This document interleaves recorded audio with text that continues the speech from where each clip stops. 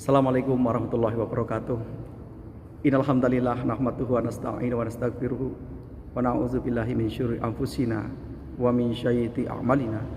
May yahdihillahu fala mudhillalah wa man yudhlil fala hadiyalah. Asyhadu an la ilaha illallah wahdahu la syarikalah wa asyhadu anna Muhammadan abduhu wa rasuluhu wa la nabiyya ba'da. Allahumma rabbi shrah li sadri wa yassir li amri wahlul 'uqdatam min lisani yafqahul qawl. Sahabat rahimahullah,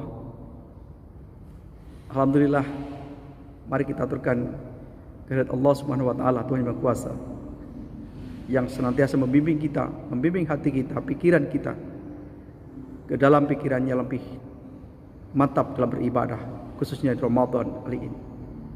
Salatu wassalam kita sanjungkan ke Nabi Allah Muhammad sallallahu alaihi wasallam beserta keluarga, para sahabat dan pendekar risalahnya yang senantiasa kita tunggu syafaatnya di yaumil akhir. Amin ya rabbal alamin.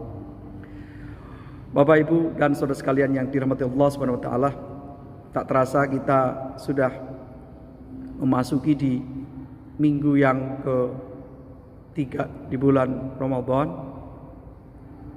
1443 Hijriah ini, dan semua itu kita lakukan karena bimbingan dan petunjuk Allah Subhanahu wa taala. Maka tiada kata yang lebih indah selain kita senantiasa bersyukur dan terus bersyukur. Karena syukur nikmat tentu akan menambah nikmat dari Allah Subhanahu wa taala. Apapun yang kita miliki akan terasa nikmat. Nah, saudara sekalian, puasa itu hakikatnya adalah, hakikat dari puasa itu adalah rahasia.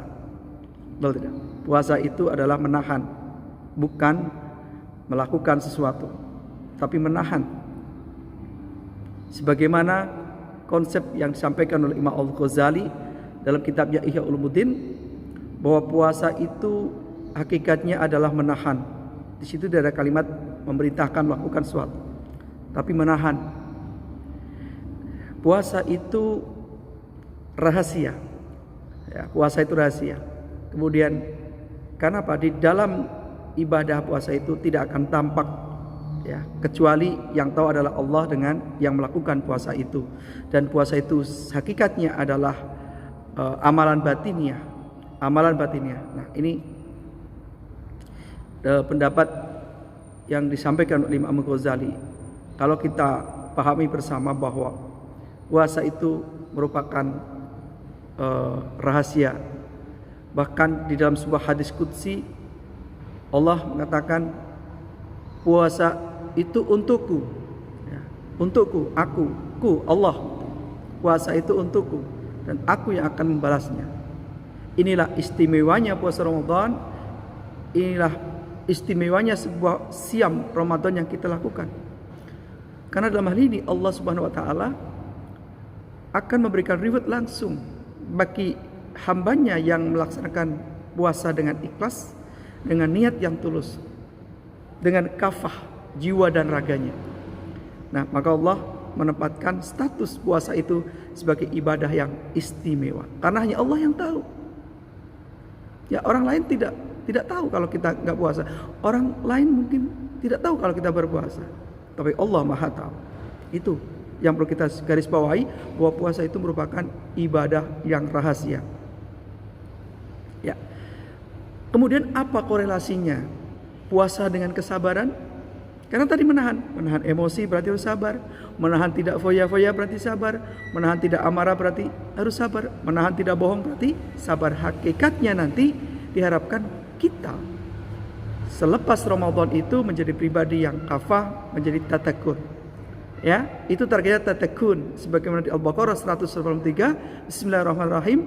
Ya ayyuhallazina amanu kutiba alaikumusiyam kama kutiba alal ladzina min qablikum la'allakum tatakun. Agar kita bertakwa. Konsekuensi dari takwa itu apa, saudara sekalian? Takwa itu melaksanakan perintah Allah, menjauhi larangan Allah. Takwa itu akumulasi dari kebaikan-kebaikan yang kita buat. Tidak ada bangunan takwa itu tanpa pondasi dari kebaikan. Dan sabar itu menjadi hal yang baik. Ya. Hadis lain diriwayatkan oleh Imam Tirmizi, puasa itu separuh dari kesabaran. Puasa itu mengambil separuh dari kesabaran. Ini Tirmizi. Di hadis lain, kesabaran itu mengambil sebagian dari keimanan. Jadi urutannya begitu. Ya, luar biasa, Masya Allah. Jadi dari puasa itu, kesabaran itu separuh dari keimanan kita. Maka tidak salah kalau Allah akan memberikan reward langsung kepada kita yang melaksanakan puasa dengan ikhlas dan kafah. Hadirin sekalian yang dirahmati Allah Subhanahu wa taala. Maka konsep dari kesabaran itu adalah kepada diri kita. Selepas dari Ramadan, harapannya adalah kita memetik hasil dari kesabaran itu. Karena Rasulullah Muhammad SAW sebelum Ramadan datang, di bulan Rajab dan Sya'ban, beliau selalu berdoa, Allahumma barik lana fi Rajabana wa sana balikna fi Ramadana. Ya Allah, berikanlah aku barokah. Ya, itu yang Rasulullah doa, Rasulullah panjatkan.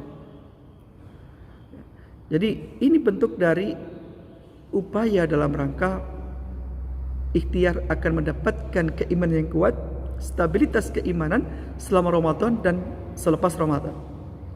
Maka hadirin sekalian, yang bisa kita simpulkan pada kali ini adalah bahwa puasa hakikatnya adalah menahan agar kita tidak emosi, tidak sabar, dan puasa itu merupakan olah dari batin dan jiwa kita, bukan hanya fisik. Sekali lagi, bukan hanya fisik. Tapi puasa itu hal yang istimewa. Puasa itu Allah sendiri akan membalas, memberikan reward dengan surganya, dan puasa itu menjadi bagian dari kita yang tidak hanya puasa wajib di Ramadan, tapi nanti bisa dikembangkan dalam bentuk puasa-puasa sunnah yang lain. Demikian yang bisa saya sampaikan, mudah-mudahan bermanfaat. Kalau ada baiknya kalau Allah, kalau ada kekurangan karena kelemahan dari saya.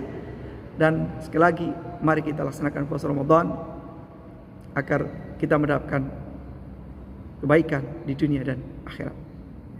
Wallahu muwaffiq ila aqwamit thoriq wa ampun bikum. Wassalamualaikum warahmatullahi wabarakatuh.